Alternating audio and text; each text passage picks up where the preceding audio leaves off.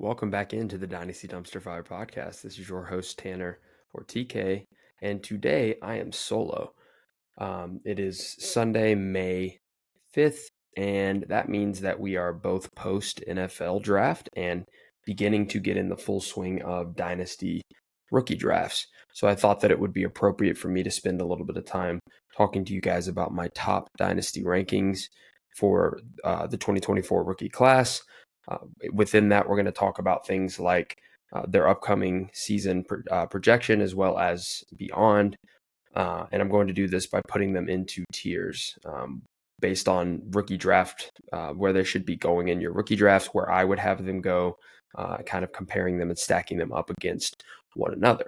So without further ado, pretty chalk here. I've got two different names up here in this S or early first tier, and that's going to be Caleb Williams and Marvin Harrison Jr. We're going to do this with Superflex, so the quarterbacks are going to be pushed up a little bit, as you could expect. But if you're in any kind of Superflex 2-quarterback league, I don't really see how you can go anywhere but Caleb Williams at the 101 in your rookie drafts. The reasoning for this is just because of his prospect profile and what he's projected to be. His college production is very indicative of kind of what we could kind of expect to see from him as he enters the NFL. Drafted at the first spot in the NFL draft to probably the best situation that we've seen any first overall pick quarterback go to in recent memory that I've been paying attention. Caleb Williams is drafted to a situation where he's throwing to guys like Keenan Allen, DJ Moore, Cole Kmet, right? And then they go and later in the top 10 on their second pick that they have, go and draft Rome Odunze, who we'll talk about in a little bit. So Caleb is, not to mention DeAndre Swift out of the backfield, who's a very well-known pass catching back. So all things are pointing to Caleb Williams immediately stepping into a top 10 dynasty quarterback ranking. And I think if you're in a super flex league, you've got to take Caleb at the 101. No matter your team makeup or situation. If you're absolutely loaded at quarterback, trade back to somebody that needs it, pick up some extra stuff, and then draft somebody a little bit later. But other than that, I think you got to go Caleb, right? 102 for me is very clearly Marvin Harrison Jr., wide receiver out of Ohio State. There's not a lot to say about Marvin Harrison Jr. Right, elite prospect profile, comps to guys like AJ Green and Julio Jones and some of those just profound elite big-bodied receivers that we've seen in recent years. And I just think that him getting drafted top 5 to that situation in Arizona is going to be very conducive to him immediately stepping in and scoring fantasy points. He is above the other receivers that'll be in the tier below, simply just because of landing spot. Although I do see occasionally the argument for others being placed in the same tier as Marvin Harrison Jr. I just think due to that landing spot, due to the direction that the Arizona Cardinals are trending, that he has to be up here in this early first tier at the very top of your rookie rankings. So anytime any rookie draft that I've seen so far has had these two individuals go in any specific area in either order, right? 101 or 102. All right, dropping down just a little bit into the A tier, which is all about, which is basically mid-first, I'll call it, just because it's not that 101 or 102, but technically this could be anywhere from the 103. I've seen these guys go anywhere from the 103 to the 107. Starting off at the top of that tier, I'm going to put Jaden Daniels, quarterback out of LSU. Taken number 2 overall to the Washington Commanders. Very good landing spot, again, for a rookie quarterback, given the weapons and adjustments that were made in the Washington offense this offseason. Brought in some weapons. New coaching situation is promising with Cliff Kingsbury brought in as the offensive coordinator. We know how he likes to run his offenses and kind of how his offenses are traditionally pretty high powered. And then his rushing upside at the superflex position is just something that should solidify him in the top 3 or 4 of a rookie draft or of anyone's rookie rankings, in my opinion, given the scarcity of the quarterback position, but also given the fact that he profiles as an elite rusher and is no slouch in terms of his throwing abilities either. So top of that tier, I've got Jaden Daniels. Moving down just a little bit, we're going to jump back to the wide receiver position with his college teammate. And of course, we're talking about Malik Neighbors, wide receiver for the New York Giants, taken at number 6 overall. Malik Neighbors is an interesting case because if we didn't have Marvin Harrison Jr. in this class, he would have easily been top of the class, in my opinion, no questions asked, just because he profiles as somebody that's going to translate very well to the NFL. He's very explosive, has all the intangibles, tools, and physical characteristics to be an elite receiver at the NFL level. I've seen comps to guys like Amari Cooper and players like that, Jamar Chase. So, I think that his landing spot in New York scaring some people off a little bit, causing him to slip. For example, in the most recent rookie draft that I did, he went at the 106. I actually traded up and got him there because he was sliding a little bit. But I think he's a good enough talent, and the competition is that in which he should demand 25% target share right off the bat. And no matter if it's Daniel Jones or any of the other quarterbacks in that room, Drew Lock, whoever it is, I think that they can at least find Malik Neighbors 7 times a game. And then they're going to have to do that to have any kind of success with how depleted that offense is. So Malik Neighbors, definitely worthy of a top 5 rookie pick, and a guy that if you need any kind of wide receiver help, is a surefire locked in starter for my opinion from day one, and somebody that you should go after in your rookie drafts. Moving forward just a little bit, we are going to again stay with the wide receiver position, and we are going to go through and discuss Rome Odunze, wide receiver out of Washington, who was taken with Chicago at the 9th overall pick in the NFL draft. Looking at Rome Odunze's college production, you saw a steady kind of increase in his production year after year, and he is somebody that, again, profiles as just this surefire stud in the NFL. I think these top 3 guys are at the wide receiver position are kind of locked in in terms of they project as studs in the dynasty in the dynasty wide receiver landscape. Why he's at the bottom of this the group of 3 and towards the middle of this tier for me is nothing besides the fact that he lands in a very crowded wide receiver room with guys like Keenan Allen there and DJ Moore and Cole Kmet. And the idea there is this first season may not be as productive as those other 2, but I think long term, with the departure of Keenan Allen, who was on a 1-year deal, he's an older player, 31, I think. I don't think that they're going to sign him to a long-term deal.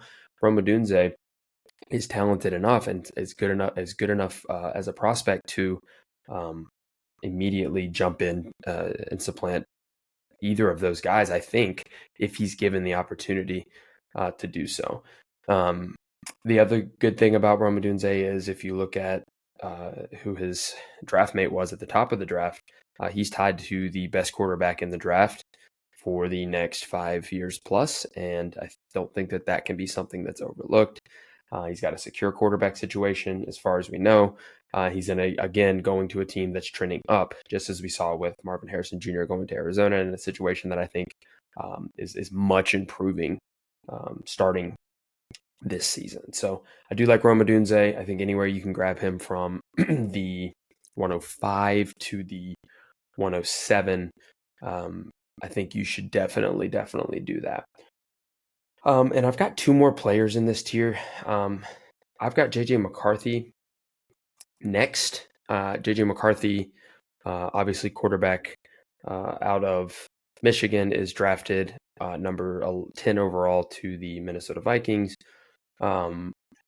JJ, not as strong as a profile as the other 4 quarterbacks that went before him, although his situation in terms of fantasy is fantastic going into a wide receiver room with the best receiver in the NFL and Justin Jefferson, a great promising young wide receiver in Jordan Addison, and then whenever TJ Hawkinson gets healthy, he's got some juice as well. And of course, is somebody that can help out a young developing quarterback. He did profile as somebody that might need a little bit of time to adjust and develop.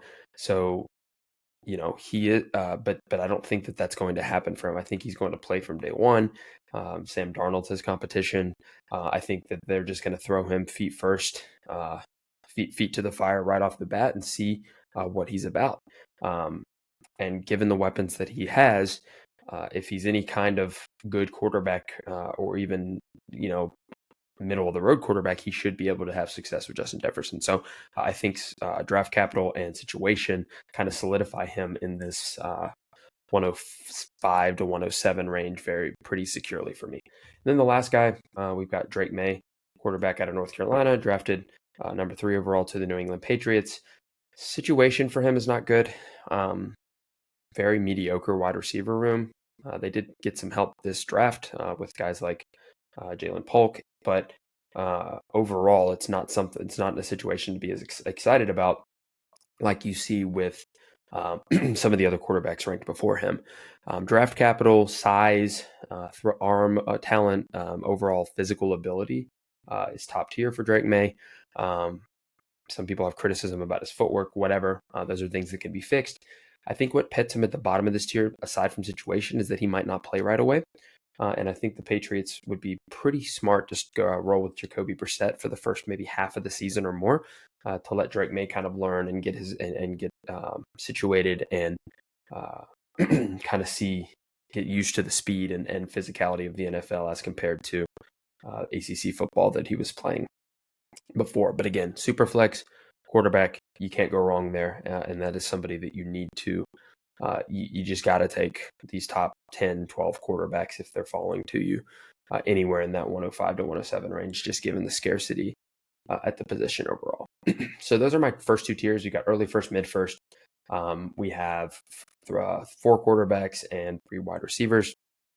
Moving down to late first, early second, what we're going to see here is we're going to see a lot of receivers still, just given how many wide receivers that there are in this class. But we're also going to see the beginning of the first running backs that I have ranked in this class, and then a couple of other quarterback stragglers, which we'll talk about in a second. So, and also a tight end. So we'll start with Brock Bowers, tight end, taken by the Las Vegas Raiders, 13th overall. Brock Bowers, great profile, best I've heard or seen since Kyle Pitts in terms of what he's supposed to be. Landing spot, not so good. Goes to a situation where we don't have a lot of confidence in their quarterback play with Gardner Minshew and Aiden O'Connell.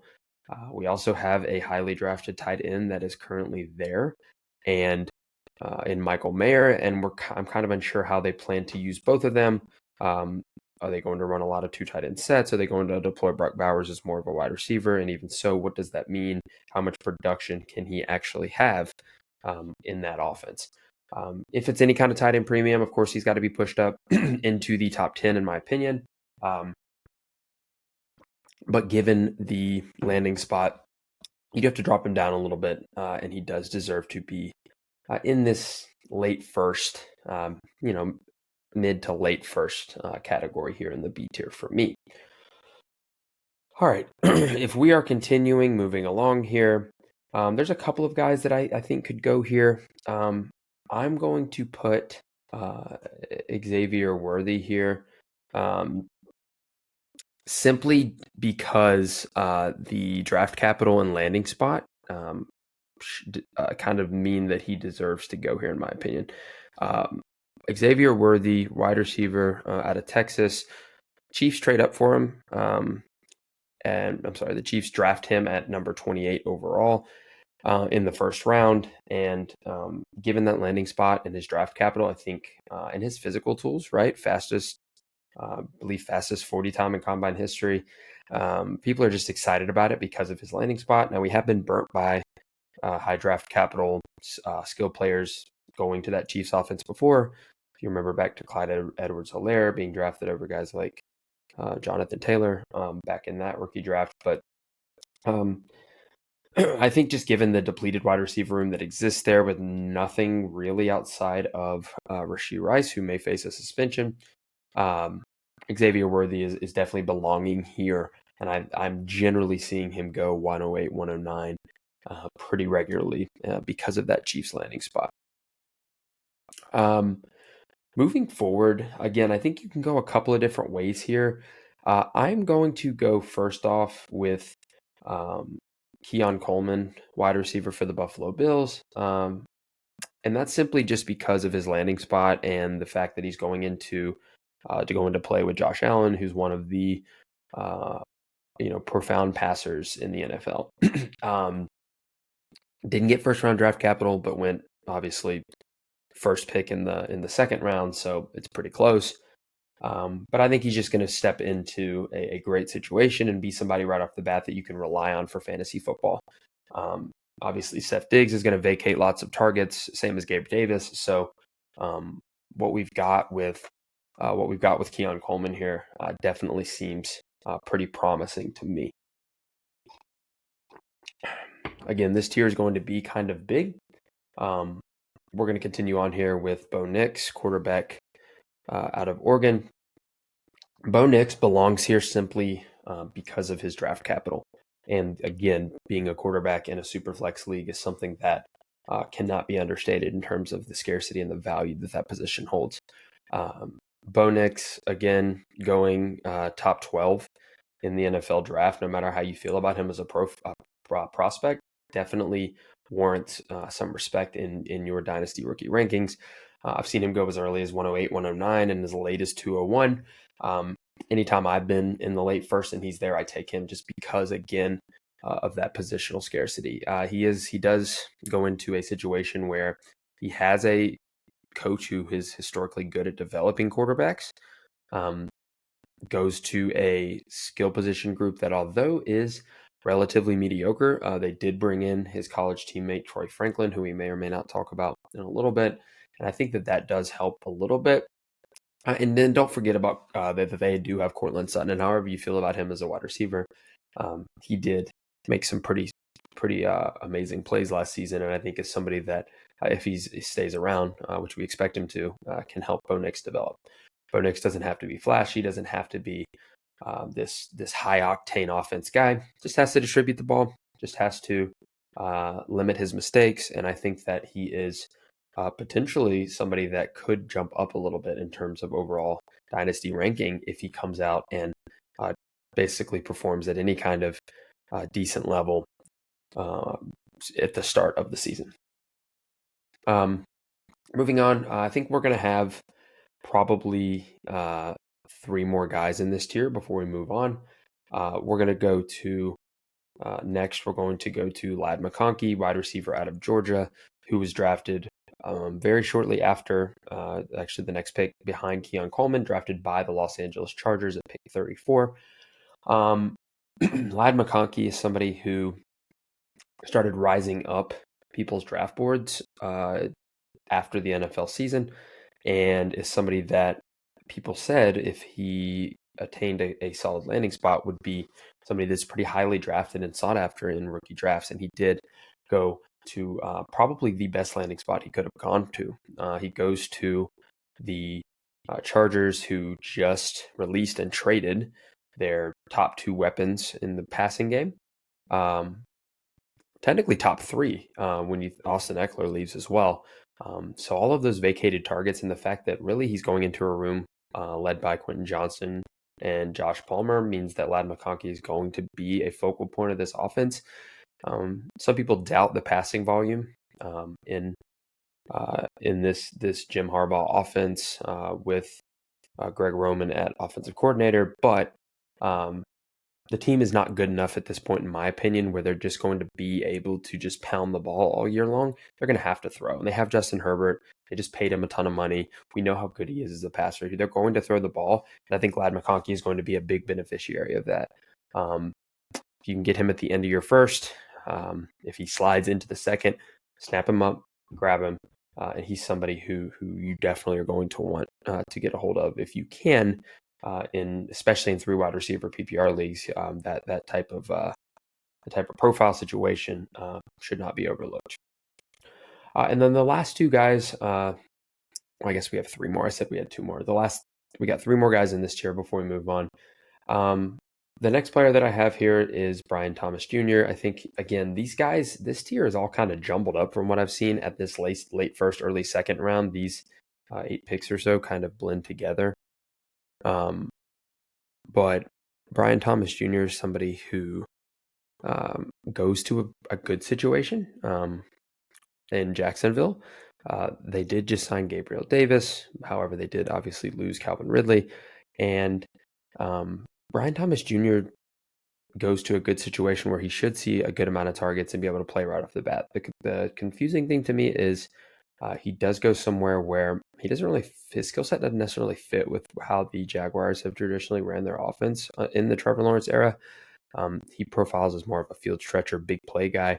And the confusing thing is they just signed a player like that with Gabriel Davis. So I guess what you can kind of expect is you can expect Brian Thomas Jr. and Gabe Davis out wide, going long on pass plays. Christian Kirk to play the short and intermediate game, as well as Travis Etienne and Evan Ingram. And I guess that they feel that they have a pretty loaded passing group. And adding Brian Thomas Jr. definitely does help there. So if you can get him at the end of the first round in rookie drafts, you do that, and you just hope that his skill set translates and that he can develop into more than just a big play guy. Given his draft capital in the first round, you have to respect that. The last 2 guys that I have here are going to be the running backs. We'll add them together. We've got Jonathan Brooks, who was taken 46th overall by the Carolina Panthers.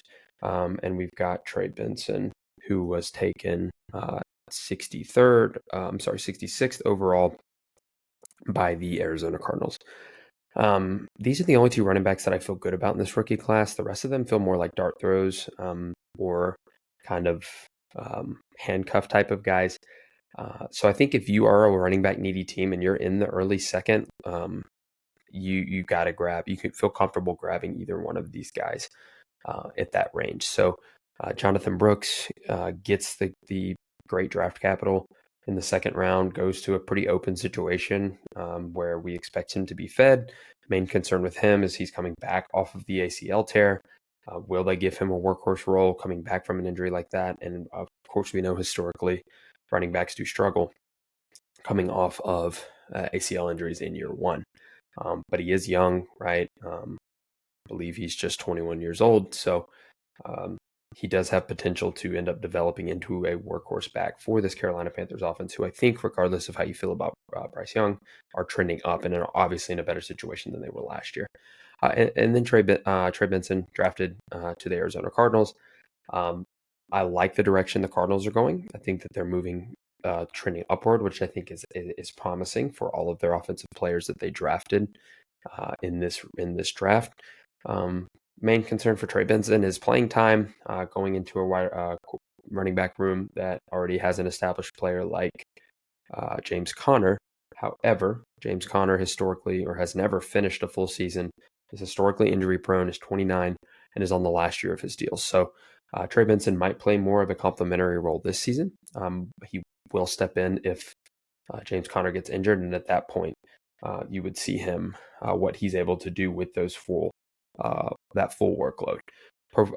Projecting out to the next couple of years, he is going to be somebody that I think starting next year, when James Conner leaves, is going to be the guy in Arizona. And again, I think you're going to want parts of that offense. He's 22 years old, young running back. We like the young running backs, developing running backs. And I think if you can get him early second, you smash Trey Benson. And other than these 2, I'm not necessarily super excited about any of the running backs in this range. Moving down a tier to the mid to late second or C tier, kind of got a hodgepodge of guys here.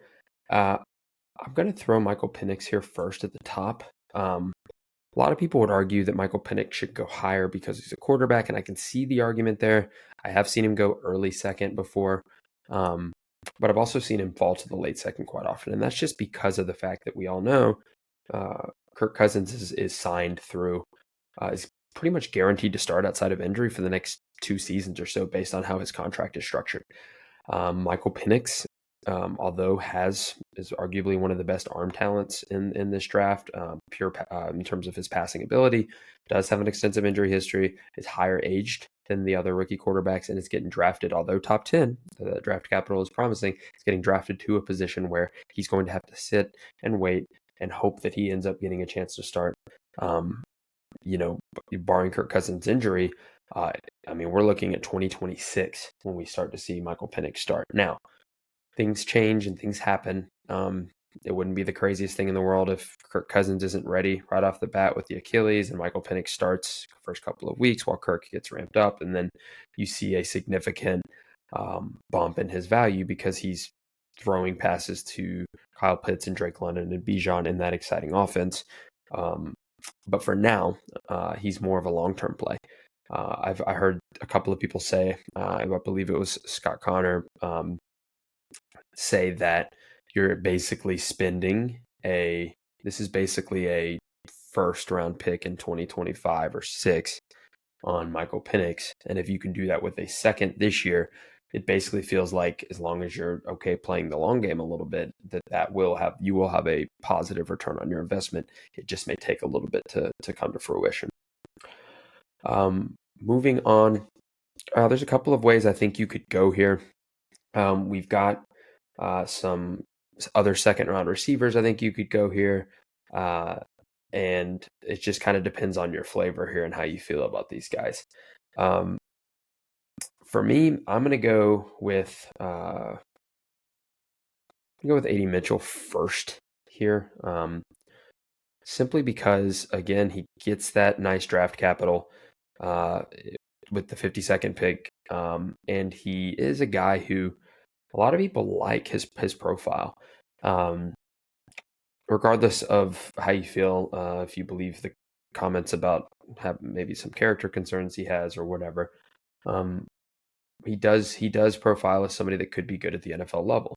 Now he is stepping into a position where he's automatically, without a doubt, at best the second best passing option in that Indianapolis offense, but he could very well also be the third, depending on how you feel about Josh Downs, because people forget Josh Downs, 750 yards as a rookie, very, very good out of the slot, and he was somebody that both quarterbacks, including Anthony Richardson, who he will be playing with in this upcoming season, look to a lot. So A.D. Mitchell going to be somebody that I don't think has a ton of production right off the bat, but somebody that could step in and be a wide receiver 4, along with Josh Downs, wide receiver 5 maybe, and somebody that if you're in the mid-second and you don't necessarily know where to go, you can take a flyer on him and see what he ends up developing into.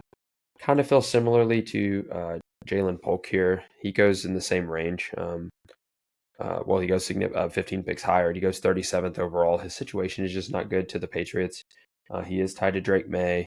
He does go and step into a room where he's immediately able to be a guy who siphons targets and does produce.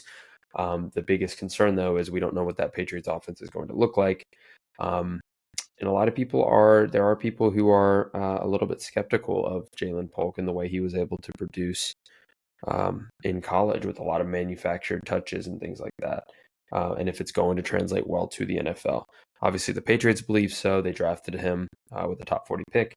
And I guess time will tell how much he is involved and how much he's going to produce right off the bat moving into the first couple of years of his career.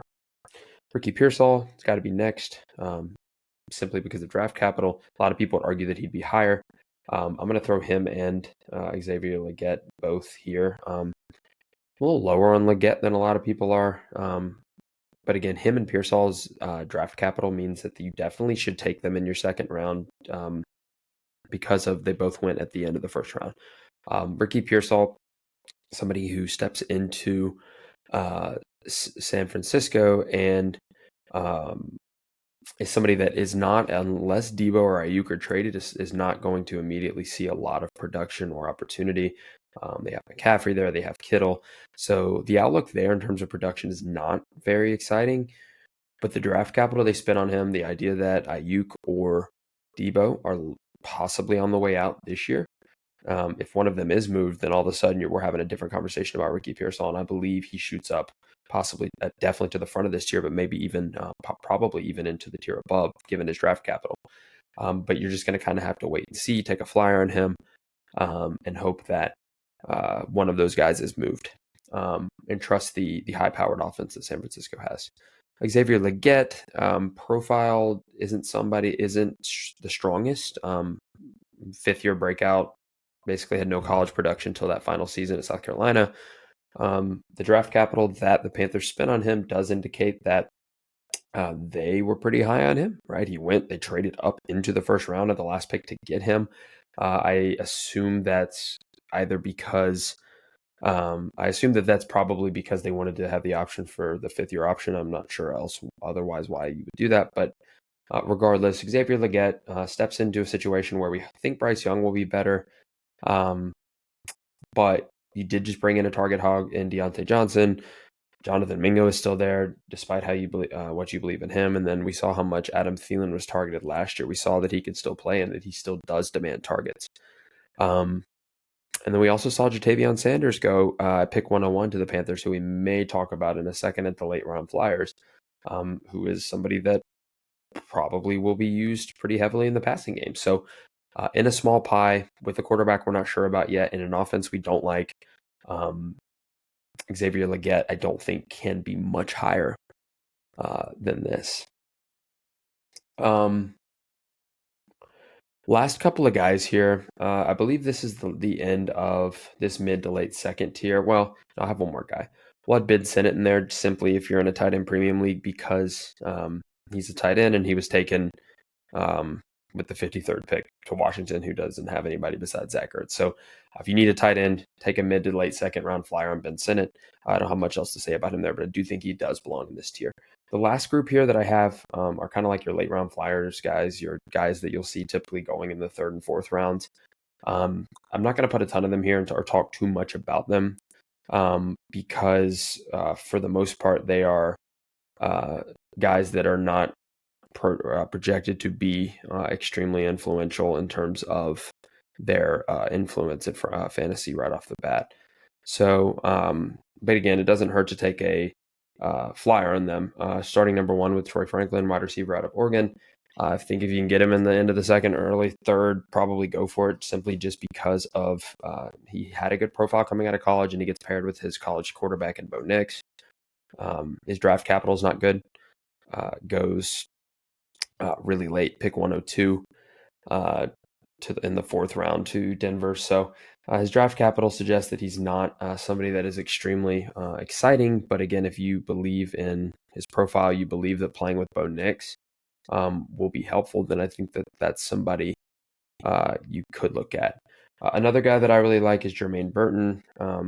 He's off a lot of people's draft boards because of his character concerns, but he does go 80th to the Cincinnati Bengals.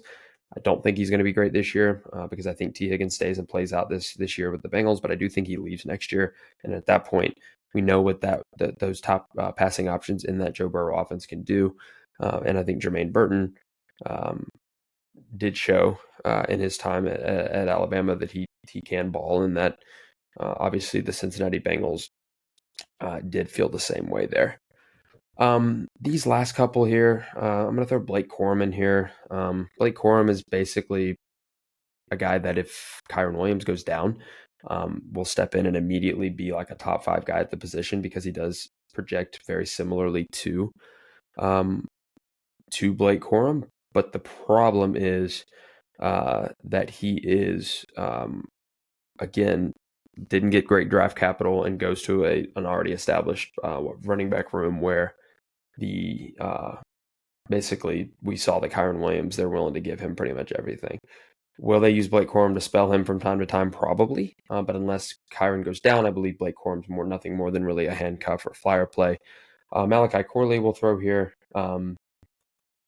Guy that kind of made his living off of, interesting manufactured touches. Didn't play in a power conference in college.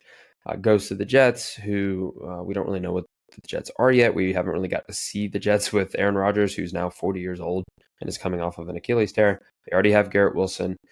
We know that regardless of how you feel about some of those guys that they brought in, that Aaron Rodgers does like them. So Alan Lazard, and if they end up calling back up Randall Cobb, I don't know, but that they will have a role. So I don't think Malachi Corley is going to do too much. And we know historically Aaron Rodgers doesn't care for rookies, so he's somebody that I'm not super duper excited about. And then we'll throw Jatavion Sanders here in a tight end premium league. He's worth a third-round pick just to see what he becomes, to see how well he's used in Carolina. It goes to a tight end room that doesn't really have anyone outside of Tommy Tremble, and I think he's immediately much better than Tommy Tremble. So I think you could take a flyer on Jatavion Sanders. And then the rest of these guys, I mean, depending on how you feel about them, do you like Jalen McMillan to Tampa Bay, right? Do you like Roman Wilson to Pittsburgh? Do you like any of these other guys? So pick your flavor there, take a stab at them. And same as some of those later round running backs, like when you start looking at guys like Marshawn Lloyd in Green Bay, or any of those other dudes, Jalen Wright to Miami, those are all kind of just dart throws at that point. So I don't think we need to say too much about them. But this is my top, however many this is, Dynasty rankings. This pretty much gets you through definitely the first 2 rounds, maybe into the third. These are the guys that I'm taking, the guys that I've would spend my rookie picks on, and the guys that I think will have the most success at the NFL level moving forward. So I appreciate you sticking around and listening. Stay tuned for an episode coming probably this week where we react to our Marty and I react to our real Dynasty draft that we just had. Talk about the picks, talk about how it went, talk about why we did what we did. So stay tuned for that. That'll be coming out later this week. We'll be taking a break next week. I'm getting married next month, so I'm going on my bachelor trip. Shout out to Marty will be there, and some of my other buddies, my dad. We're going and planning to have a weekend away next weekend, so I won't be recording. But stay tuned. After that, we'll try to get back on our regular episodes. Thank you for listening. Subscribe on YouTube if you like the content. We're starting to upgrade and start putting a little more time and effort and money into some of the stuff that we're doing here. Spotify and Apple Podcasts, leave a ranking. A rating. It always helps. Comments, whatever. And again, thank you for listening to Dynasty Dumpster Fire, and we will catch you all on the next one.